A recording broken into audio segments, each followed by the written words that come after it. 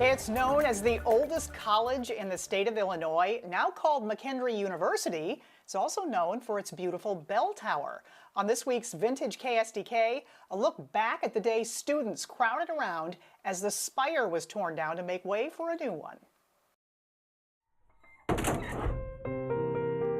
February 5th, 1959, a familiar landmark in Lebanon, Illinois, showing its age. Bothwell Chapel, on the campus of what was then known as McKendree College, was 100 years old and no longer safe.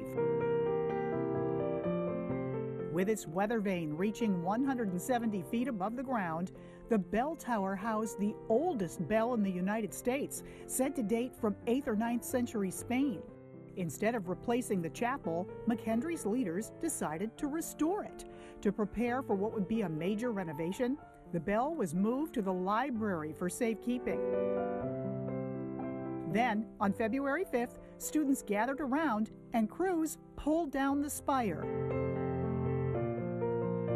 Bothwell Chapel was renovated and its famous bell rehung in 1970.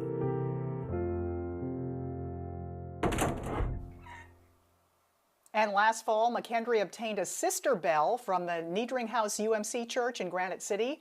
Look for an unveiling event in the near future about that. And in case you are in Lebanon on February 19th coming up and you hear the bell ring 33 times, it's not broken.